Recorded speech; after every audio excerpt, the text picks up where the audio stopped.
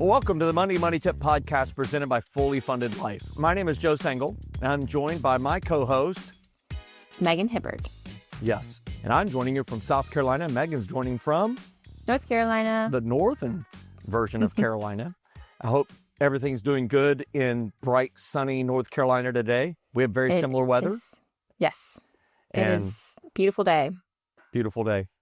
I love it. Well, hey, look, we're going to talk about an interesting topic today that we really believe is going to help our listeners. And we're on episode number what? And what are we going to talk about today? 346. So today we're talking about where did all my money go? Okay. So maybe where all of Megan's money went? Not my money, maybe your money. Okay, so maybe this is you. You're not shopping luxury. You're not going out there and buying all the crazy things. But why does it feel like your money keeps disappearing every week? So if it's not you're not doing the luxury living. You're not on vacation every 3 weeks. You're not spending money on all the big things. You're not wearing fashion brands. And yet you still feel like the money just disappears way too rapidly. Yeah. Yep.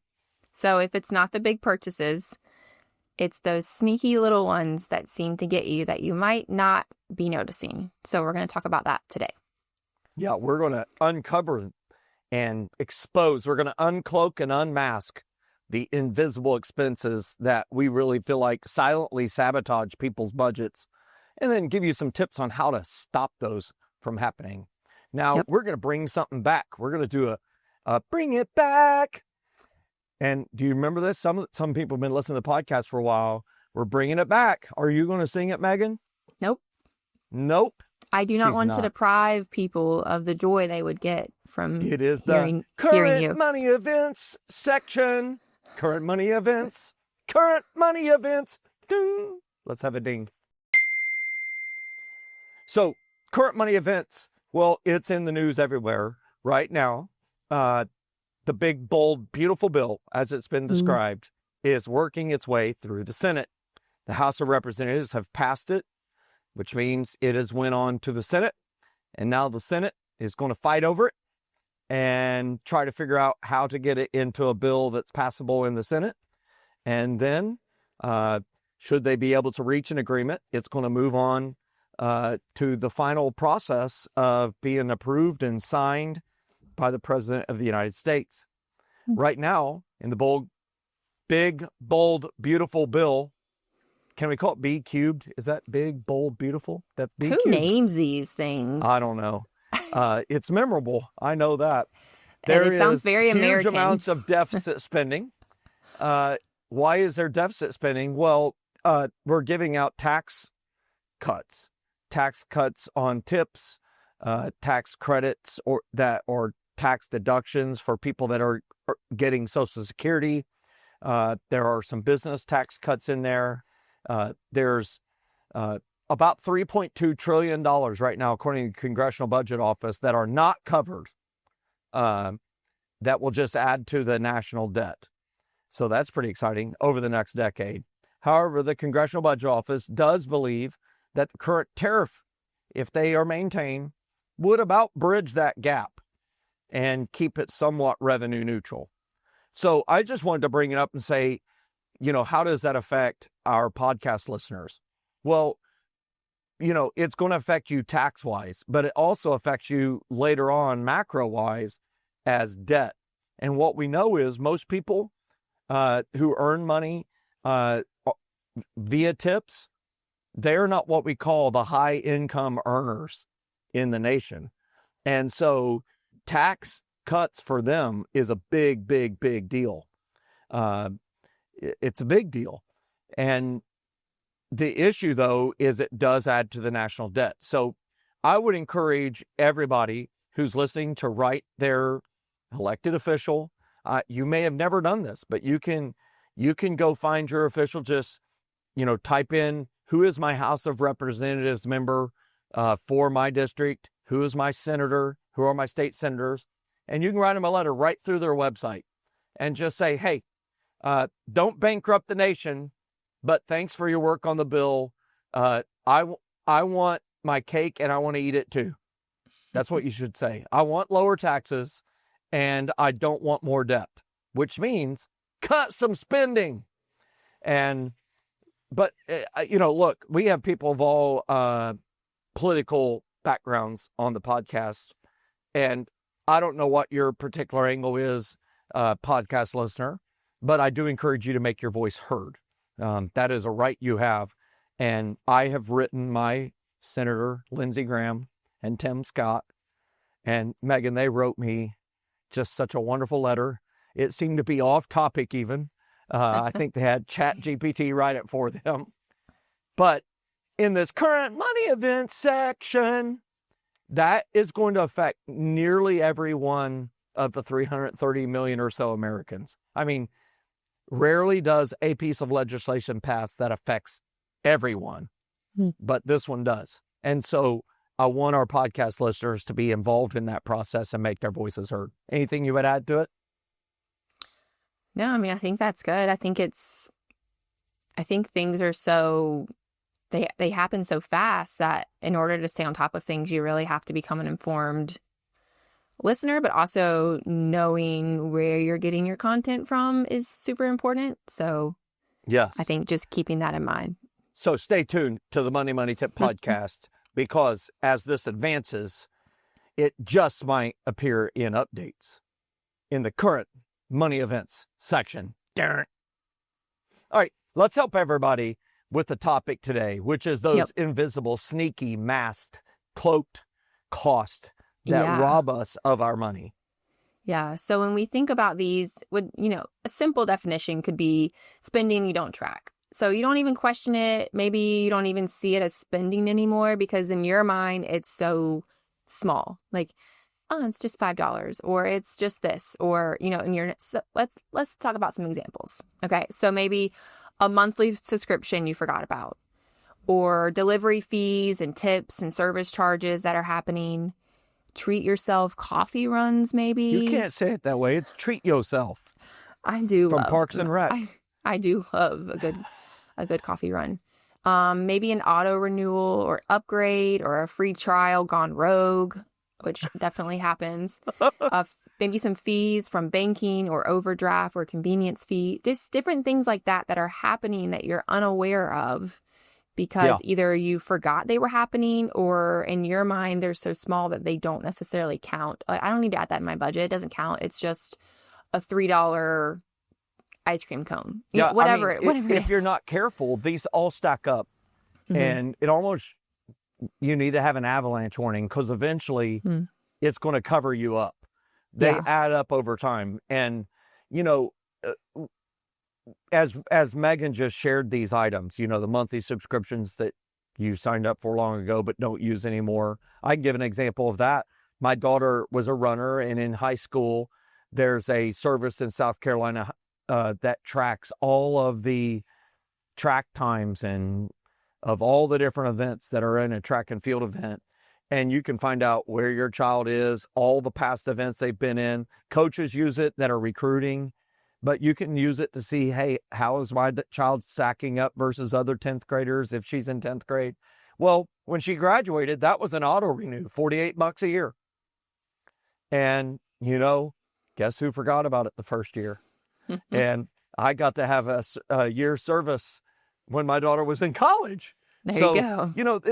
This is the stuff that happens. And so one thing that I've noticed, Megan, is so many people have set this up on their credit card. And then they're doing new charges on their credit card and they pay it off every month. But they've kind of forgotten about it because they're not pouring over it every month, in busyness of life. And it adds up over time. So we found an example of Jason and Mary. And they're a married couple. They're in the 30s. Make about $120K a year. They don't live fancy. They live well. But every month they ask themselves, where did all our money go? And we took a closer look at their finances. What did we find, Megan? Yeah. So maybe they have a few streaming services they forgot about. So that's around $40 a month. Okay. Let's take it times 12. That's $480 a year. I'm taking math here. So they do a meal kit delivery they forgot to cancel. That is around $65. Okay, so let's do some math. That's kind of like $780 a year. I'm not sure that Okay. one is monthly. That one might just be a one time. A takeout and delivery a few times a week. So that's around $300. $300. Okay. So daily coffee runs around $90 a month. Maybe a subscription they don't really use. That's another $50 or so dollars. And then there's this random Amazon auto orders that they forget to turn off, which are convenient in the moment because they subscribe and save. But if you don't eat it, then you should turn it off. So when we add all that up, they're spending over $700 a month on little things that they barely notice. That's almost $9,000 a year that is just slipping through the cracks. And that is after-tax money. And so It's if they're paying wild. a 20% tax rate, that's $11,250 of earned income that is going on small stuff, what we're talking about. These invisible costs, they seem good, they're cloaked, but I think they're wearing the invisibility cloak from Harry Potter. And we gotta make it show up. Got to take that cloak off. And there's a lot of reasons how these sneak in there. First off, we sign up for it because we need it, right? It's a need probably, or maybe it was a want for a period of time, but then they get invisible. Can you share some reasons, Megan? We did some research on this. How do they get to where they blend in, where they get camo on, and we don't really notice them anymore? So ease of automation, when it's automatic, it's often invisible when we forget it, So let's see. When I was pregnant with the twins, I was super, super sick. I couldn't get off the couch sick for months. And we did Instacart. So Instacart would come deliver. We paid for the service, and I knew we were paying extra, but in that moment it was a necessity because I literally could not get off the couch. And it could have been easy because that was an automated thing that was happening for me to forget to, okay, I can go to the store now. I'm good. I'm not going to vomit when I get to the grocery store, something like that. And it would have been easy to forget it and forget to turn it off. Yeah. Something else that could maybe be the case is a mental accounting. So it becomes easy to minimize a small purchase and you forget they add up. So I think this is one of the biggest ones, Megan. When we do financial coaching for people, they're like, oh yeah, but that's not too big. Yeah, but that's not too big. And when you actually put it on paper and they see where their money's been going, reviewing the last 90 days. Yeah. I mean, when you talk about their jaw just hanging open, it's like, it's just like that. Zoom in on that. Don't zoom too close. But anyhow, it's literally like a, oh my goodness moment. So mental accounting, here's what I know. We forget stuff. And number two, we always add up low. It's less than it actually is. Yeah. It's easy to be oh, it's just a couple bucks. No problem. So the ease of automating stuff, this messed up gymnastics of mental accounting, there's a couple others that we were able to find that really contribute to this. So maybe spending fatigue. So too many decisions could equal less willpower and could equal more impulsive buys. So I think that ties to your example that you gave. Yeah. When you were sick, when you're sick, when you're off, hey, the decisions can be overwhelming and the willpower goes out of the window. Yes. Yeah. Yep. All right. So and that maybe leads to the fourth one. Emotional spending. We justify little purchase to feel better or reward ourselves. We are in a hard season right now with one of our kids, and you can go back to prior podcast episodes and listen to it. I'm not going to talk about it, but and it's easy to be like, today was hard. I deserve a treat. It was hard, And it's so easy in the moment to justify that and it to become an emotional spending of, I deserve a treat, or we deserve to go out to dinner. Today was a hard day, or this didn't go like we thought, or therapy didn't work out, or whatever it was, So let's just go reward ourselves because it was hard. It's so easy. Or, maybe you're you had a hard day at work. And so you're like, I'm just going to run through the Starbucks drive through and get a drink, or I'm going to run through QT or Sheetz or whatever your gas station preferences and pick up a little something. Like, it's so easy for us to justify those emotional spendings in our heads because life is hard. Like, no matter what situation you're in, it's just, there's hard parts of it that we can't get around. So yeah.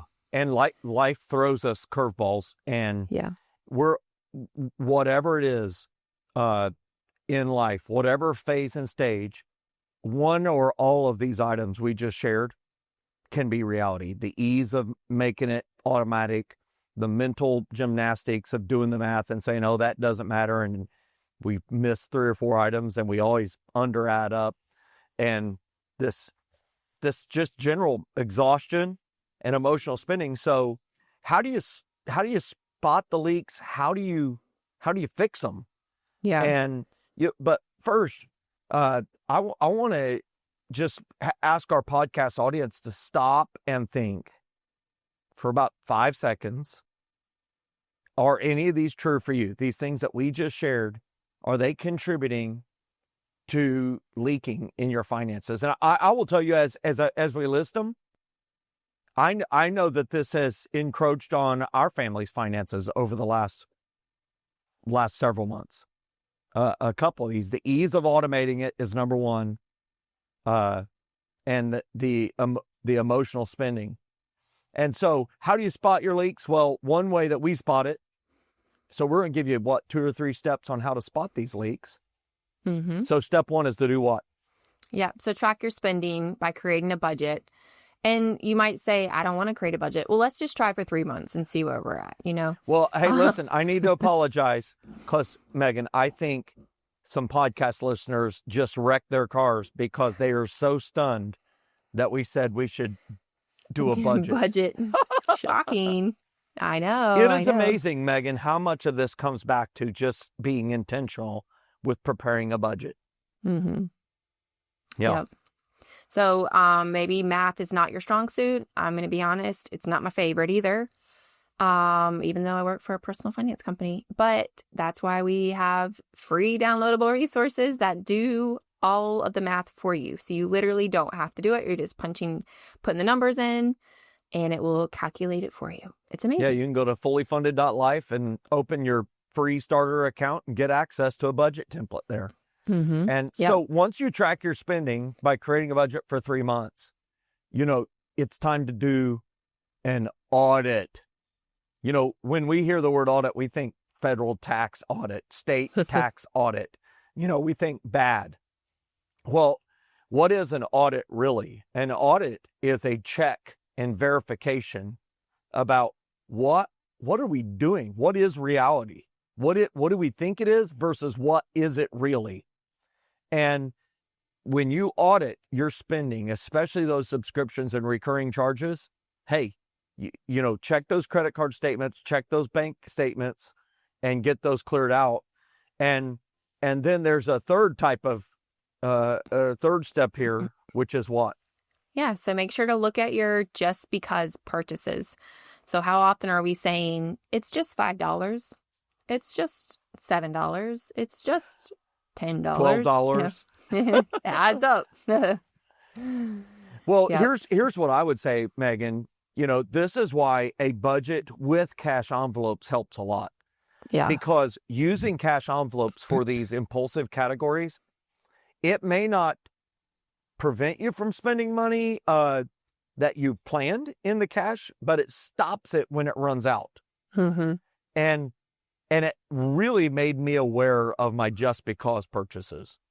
Yeah. And so, we've done this tracking of our expenditures and our spending for 3 months with a budget, and we've paid attention to these subscriptions, recurring charges, and just because purchases. So we add them all up, and we ask a really important question. We add up all these invisible, sneaky, cloaked costs, and what is the question we would encourage our podcast listeners to ask themselves? Yeah. So what else could that money have done for you? Yeah, when you add it up and it's yeah. $350, it's $295. You know, when we add up, Jason and Mary, well, it was $1,000 a month. What else could that money have done for you? Yeah. When you this is why we start out our journey to a fully funded life on the ladder. Rung number one is to write down your plans, hopes, and dreams, to set your goals. Because when you know what those are, it helps you answer that question. What else could I have done with this money? What else could this money have done for me? Mm-hmm. It really helps you. And then you got to take action. We're about action. So, yes, it's time to cancel. It's time to pause. We need to use cash envelopes. Hey, one of the things that I've done recently is we are using our credit card for like grocery purchases or whatever, and occasionally, but we actually use it for gas, and I want to make sure no fraud happens on it. And anytime I travel, even if I'm buying groceries or dining out, I want to use that versus a card. I want to track it. But we get that text notification. Me and Jenny get it. And it's like, what? What just happened? It dinged. You just spent $2.46, but that creates accountability. And of course, we talk about having permission-based spending buckets in the budget, where you've got to have some fun in the budget. And if you don't have fun in your budget, there's going to be blow-ups and blowouts, and it's going to really derail your financial journey. Mm-hmm. Yeah, so maybe you need to build in also a pause rule. So maybe you're waiting 24 hours before a non-essential purchase. So I have things that sit in my Amazon cart for days where I'm like, do I really need that? And then sometimes it's like, no, I really do need it, and I need it like yesterday. I sit on those things a little bit too long sometimes. That's because I'm a saver and I do not like spending. So I like that pause rule. That 24-hour pause rule is really important. And it is good that you can just add it to the cart, but you don't have to click buy. There's different buttons. So do not hit the one click buy now. Hit the add to the cart and just kind of hang out and wait. So for our podcast community, the takeaway is that small leaks sink big ships. And when you fix these tiny things, you can free up big money. And that big money can be used to accelerate your journey up the ladder to live your fully funded life. And so our challenge to you is to create a budget, a realistic budget, a budget that reflects what you have done for the last 90 days, and then live by a budget for the next 90 days. And allow yourself to be honest and unmask and expose and make visible those invisible spending purchases. And what we want to know is from you, what surprised you the most? And listen, if this podcast helped you spot something sneaky, we'd love it if you could share this podcast with a friend, with your spouse, and if you would leave a review. That works in the algorithm to expose this podcast to more people, and so we could help more people. And of course, we would love if we're in the Join Fully Funded Life. Tell them how they could do that. Yeah, so if you go to fullyfunded.life, you can see all of our different membership opportunities. But ultimately, this is a way for you to, you can learn through our courses and our challenges. So we're putting out content to help you. That's practical, easy to digest content. But we also have coaches that are able to walk with you through this and are able to help break down your budget for you, where if you're like, I know I have these expenses, but I don't know how to find them or how to cut them out or what I need help. We have Fully Funded Life for that very reason, to come alongside of you and help you on your money journey. And our coaches are amazing. They'll hop on a Zoom call with you and be able to walk through some of those the basic things maybe, or even some more complex things like investing or, retirement or anything like that. Our coaches are happy to help. And I love that we're able to offer that. It's really education with practical, right now relevant tools and accountability.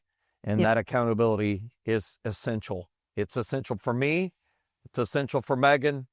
It's essential for everybody. And so we really encourage you to check it out at fullyfunded.life. We thank you for joining us today, and we'll see you next week with another Monday Money tip. Have a great week, everybody. Thanks for watching. Hey, if you've gotten value from this, and I believe you have, click that subscribe button, click that thumbs up, leave a comment, and share it with somebody. We want to make sure that this community grows so that we can all, together, live fully funded lives. Thanks for being a part of our family.